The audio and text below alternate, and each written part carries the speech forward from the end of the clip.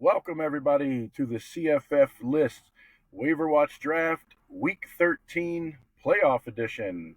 I'm your host, J-Mill. I got my partner, WilleB, as usual. How's it going, Willie? Doing all right. Yeah, I'm not doing all right. I was in a couple leagues where I was in the playoffs, and I'm not in any playoffs anymore. Yeah, yeah. I mean, it's it kind of an abrupt ending to what I thought was going to be a fun couple of weeks, but I know we basically did something in the bed yesterday that I won't say on vulgar here, but our Kings Classic team picked like the absolute worst week to turn in our worst performance of the year. We had like five guys get under 5 points, which was amazing. But hey, it is what it is. It was still a fun league, fun season.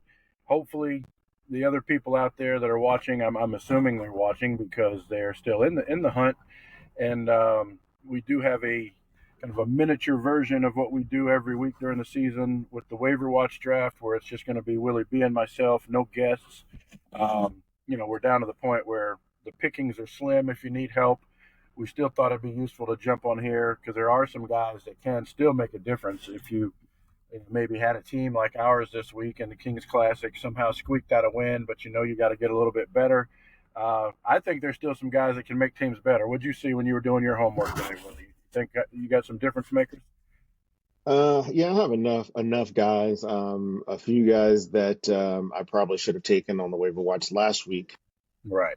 So yeah, there's going to be quite a few that if you are still lucky enough, and because like at this point in the season, sometimes it does come down to a little bit of luck and then a little bit of bad luck when you have guys who produce all season long and then for some reason just don't get it done, or injuries always happen, but when guys just don't get it done for whatever reason in the playoffs, it just sucks.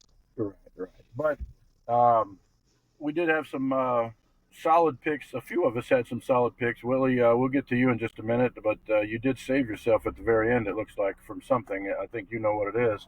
But we'll start with a big congratulations to Farnsworth. He has now become our 2025 guest pick champion for the waiver watch draft. Had a handed justice from the G5 Hive, a pretty hearty defeat with his third score over 100 this year. So that's difficult to do. Farnsworth came in and visited us three times and produced over 100 points all three times, including his winning score this week of 102.6, which not only beat his head-to-head competition with Justice, but he took us to school a little bit here. I had 73, you had 51.7, and my reference earlier is it looks like you narrowly escaped the the infamous worst 10 scores. You beat it by point 0.1 to escape going down in history there with the top 10 worst finish. What you squeaked that one out. Yeah, I didn't really notice that. At least Damian Bankston did do a little bit of something to get himself out of the doghouse. I mean, that 7.9 he put up was a little uh, pitiful, along with Steve Chavez Soto. I know you've been high on him, but Yeah. San Jose, I'm not sure what's going on with them. Nevada seems to found themselves a quarterback and some will to win, and they handed it to them. So Yeah, I think it they was got. a pretty pitiful all the way around. Yeah, they were chasing the scoreboard, and I don't think they could run as much as they wanted to. And he ended up with his lowest total of rushes in the last 6 weeks. It looks like he only had 8 carries, and you could rely on him for a touchdown at the goal line these last couple of weeks, even with a fewer amount of carries, but that just didn't happen because I think they were too busy trying to throw the ball and catch up in the air. But I will say, a couple running backs like him, like Thevenin from Louisiana Tech that I had, who only got me 4.8, they will not be showing up on my roster this week, even though they're eligible. But we'll see if you give And either might one as of them well a throw, chance. yeah, you might as well throw Antoine Roberts in there. That one of Justice's picks there. Uh, little, Yeah. I mean, not little, but I was really surprised at his output or Well, lack thereof. I did mention that Michael Allen, the guy who had been starring at the running back one spot, was going to be back from Marshall. But I just thought Georgia State was going to be bad enough against the run that both running backs might get over 50 and a touchdown apiece or something. And looks like they've they did play both, but it looks like the shift has gone back towards the guy who was RB1 before his injury. He did not lose his job to injury, it looks like, which is probably the right thing to do there for him.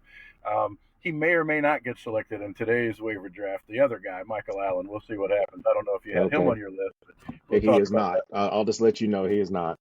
Okay, so I can take my time and grab I've taken too many chances on Marshall, not on the in the waiver, but him. in my personal teams, and it just hasn't come to fruition when I needed it. So yeah, we won't be doing that today. All right. Well, let's do a quick run through of Farnsworth picks because again he should get all the praise today for being the only guy to score over 100 and doing it for 3 weeks in a row. I'd tell you he knocked it out of the park with the new quarterback at WKU, Rodney Tisdale. He's put up a nice little string of games here as the replacement quarterback, who is now the new starter.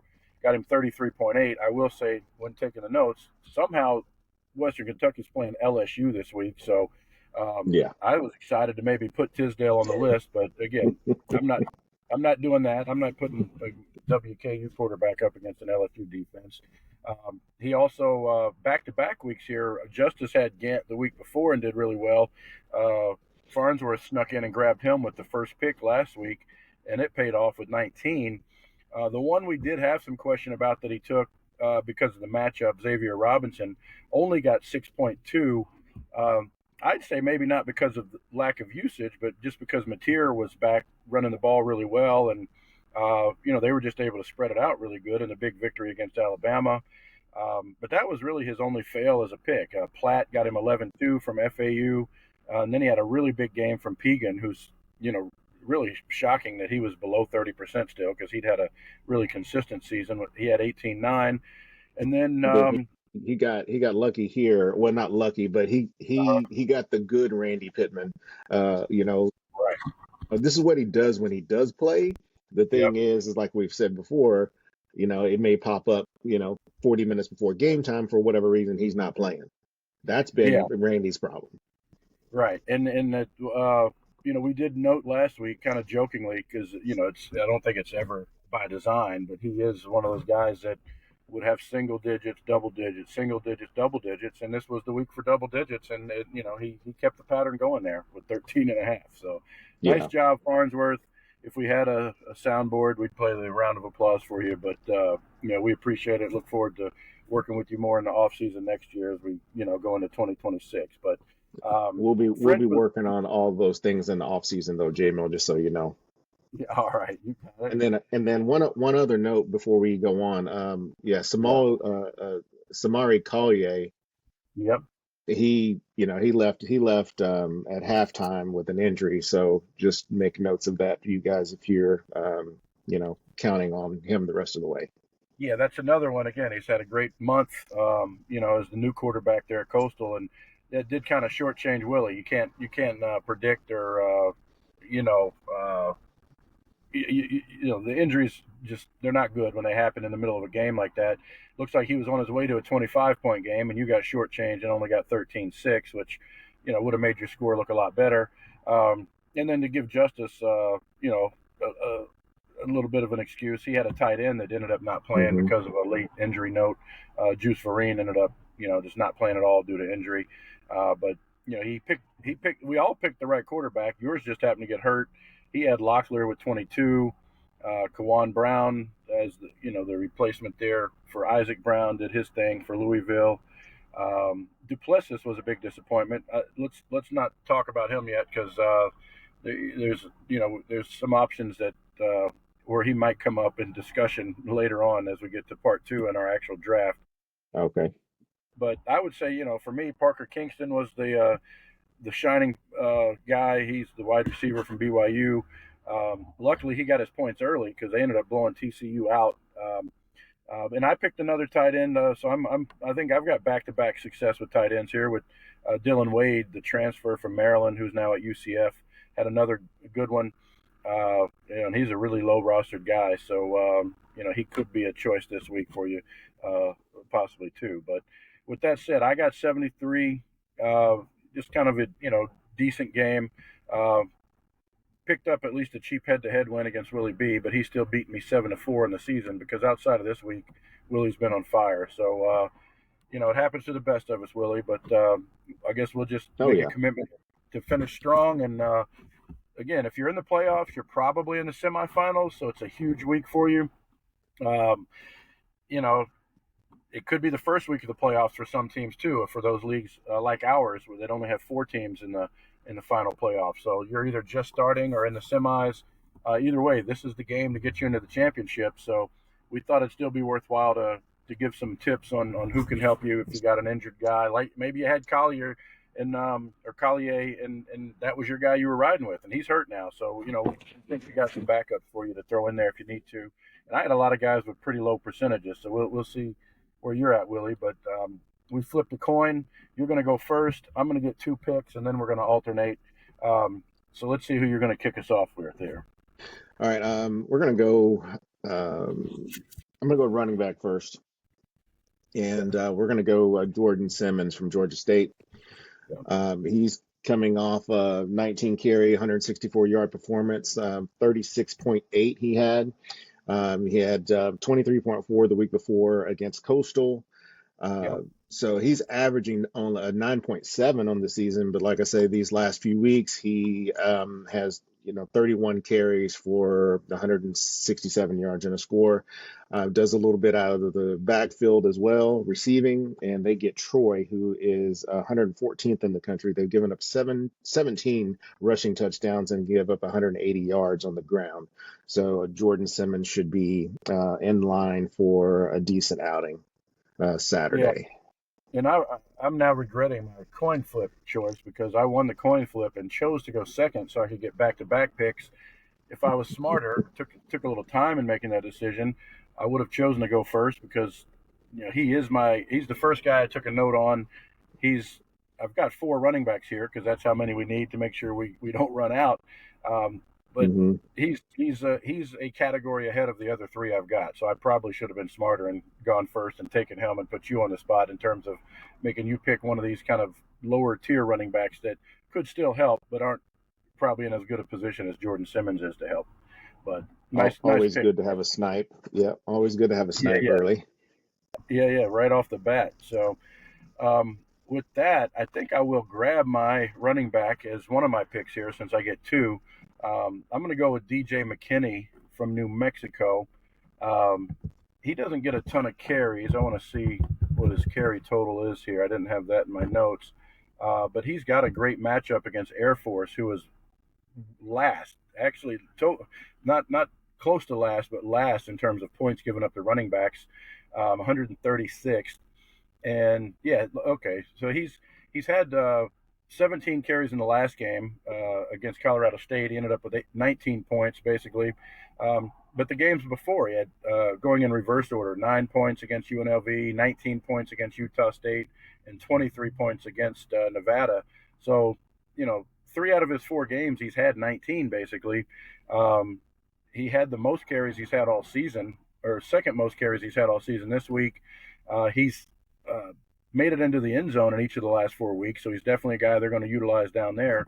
And going against Air Force, he's going to have a lot of opportunities to pick up the points. So, um, it's kind of an obvious one for me out of the guys I have on the list. I'm going to have to take him. Um, was he on your list, Willie? Was he number 2 on your list, or? He was he was not on my list actually. Okay, interesting. All right, so we'll be curious to see who Yeah, you take there. I didn't have him on the list. Okay, all right. Yeah. Let me get my number 2 guy here now, and that's going to be Nick McMillan from Buffalo, uh, the wide receiver. He's kind of replaced Victor Snow as the number 1 target these last few weeks, definitely the last month. A lot of people were snatching up Snow off the waiver wire. I think he might have appeared on a couple of our drafts, but Nick McMillan is now the guy remaining who's below 30% at Buffalo. He's 23%, um, but he's really been on fire these last few weeks. His last 4, basically the last month, for one, he's averaged 10 targets in each of those last 4 games, but he's had 24 points, 25 and a half, 18 and a half, and 31.2. So, and over 100 yards in each of those. He's got all those points, uh, and 3 of those 4 games he didn't even score a touchdown, and he was kind of in the 20s in terms of his scoring. So I really like that. I've talked about how it's great if you can get a guy that's going to get you 15 or 20 without having to rely on a touchdown, just based on his volume alone. And this is the guy where that's going to happen. He had, like I said, 10 targets in each of his last 4, including 13 just last week, 16 4 weeks ago. So without a doubt, he's my number one receiver on the board this week, and I'm happy to have him. He is a little higher in terms of the percent that own him at 23%, but in your smaller leagues with small rosters, he could be a guy that you pick up that makes a big difference this week going against Miami, Ohio, of all teams, who is 108th in terms of giving up points to wide receivers. So there you go. All right, Willie, back to you. Yeah, I did have him on. I did have him on the list this time. So, yeah, that's a Mm-hmm. good pick. I like it. I'm gonna go ahead and keep that wide receiver train going since you did take McKinney. I didn't have him on the list, Right. and we're gonna go with guy that they're coming off a bye, and that's gonna be Jacob DeJesus from Cal. Mm-hmm. Um, whoa, well, I guess I can't take him now. He's up over 30. That just happened earlier. That just happened to Yeah, he just was. in the That's last funny. few He was. minutes He because he was was at literally. He 29. was literally. Yeah, he was 29% just an hour ago. So okay, I like that you're Yeah. following the Okay. rules close. All right. Yeah. There's All right. two others So out that makes that makes this next one even more imperative that I go ahead and get him now because there. Okay. I didn't have a whole lot of guys on my wide receiver board since we only needed 4. Yeah. And I was let's happy you see, were we're going to gonna take him. I go. like I like him, but I had 4 guys better than him, so I was happy you were going to take him because Okay. that left all of All mine right. available. All right. Let's see Well, who you got. so we'll switch gears there, and we'll go Marcel Williams from Akron. Yeah, that's a good one. He is 3% rostered, coming off a big game against Kent State, where he had 46.6. He had 18 targets, Yeah. but he's had 33 targets in the last 3 games. So really like that. He finally got into the end zone, but he's coming off games of 13.4, 14.4, and like I said, the 46.6, which Yep. that I really like. And they get a let's see, they get Bowling Green, who's Yeah. 48th in the country, giving up a little over 200 yards a game.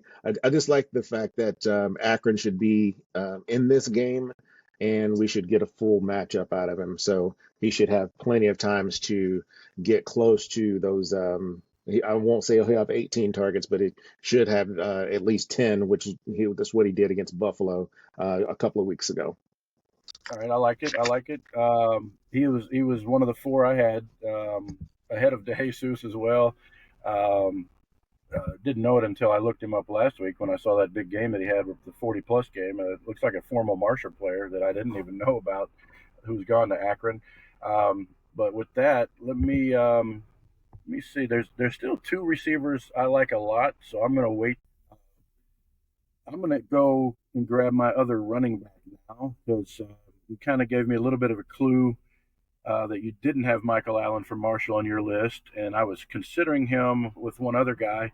I do like that other guy a little better, and I think you might have him on your list. So I'm going to go Javon Ducker from Temple as my second running back. He's playing against a Tulane team that's 96th in giving up points to fantasy running backs. He is also a little higher rostered percentage at 24%.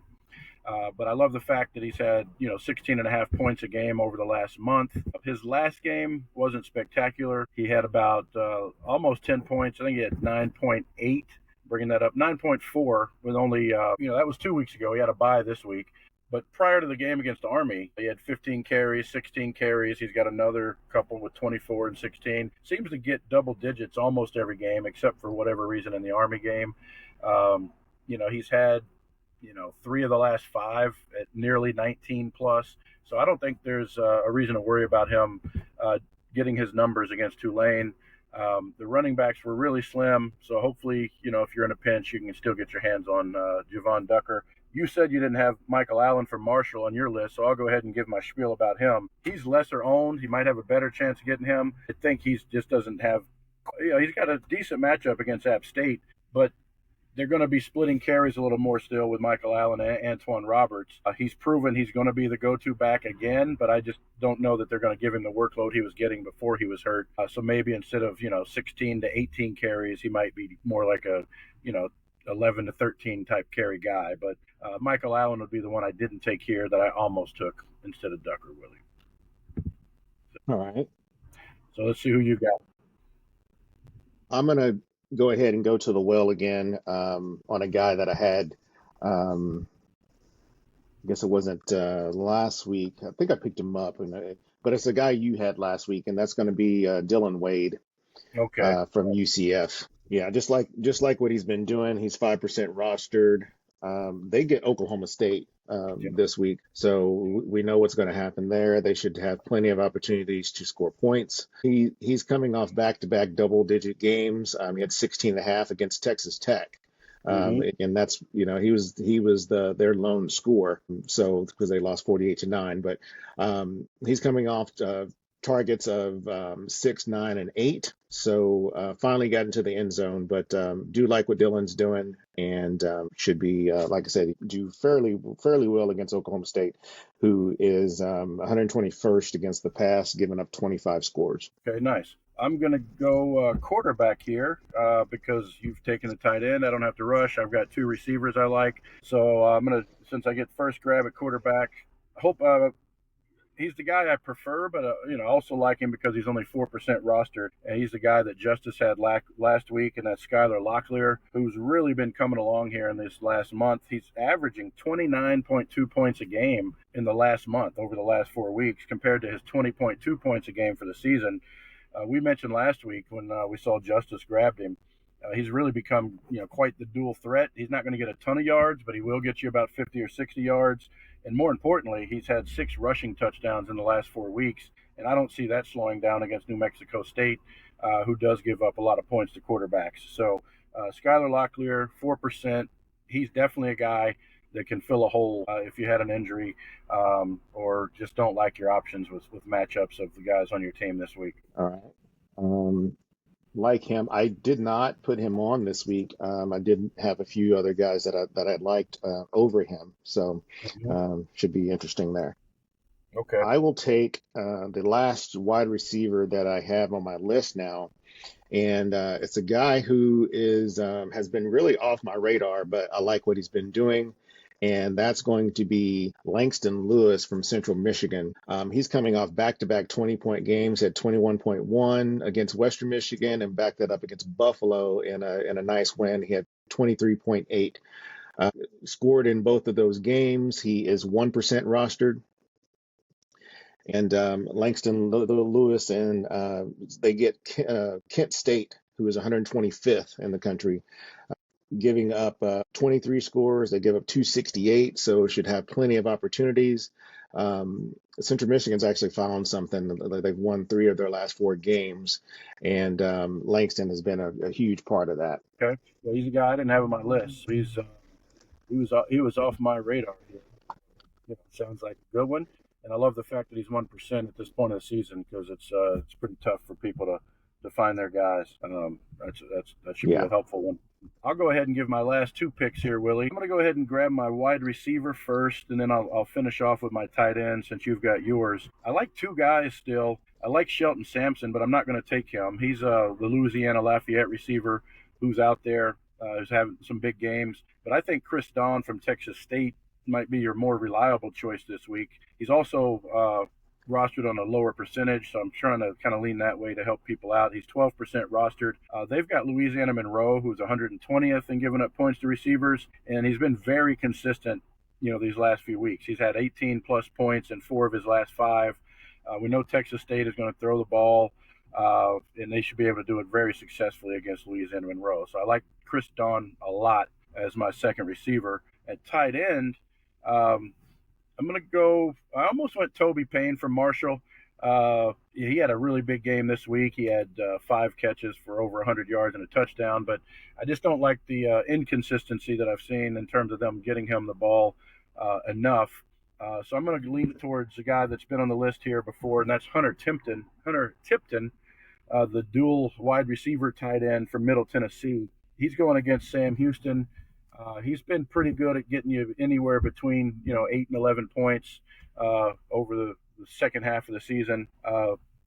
Sam Houston isn't a team, that I'm scared is going to shut Middle Tennessee down, even though they've struggled a lot this year. Uh, but if anything, they're going to have to force Tipton the ball because they've lost a lot of their playmakers to injury the last couple of weeks as well. So he's kind of the last man standing there at Middle Tennessee. So I'll gladly take him. And it looks like Willie plugged it in. He's 10% rostered. So, that'll finish off my team. All right. I'm going to go running back first here, and that's going to be, I think he's been on a few teams this season, and that's going to be London Montgomery from Eastern Carolina. He is 12% rostered. Um, Coming off of a huge game against the win against Memphis, he had 23.6 off of 27 carries. He's had double-digit carries the last 4 games. So he's also scored in each of those 4 games. They get UTSA, so should be good game there. UTSA is 70th in the country. They've given up 14 rushing touchdowns on 141. So he's coming off of big games of 22 and a half, 17.8, 18.8, and then 23.6. So he should get plenty of opportunities.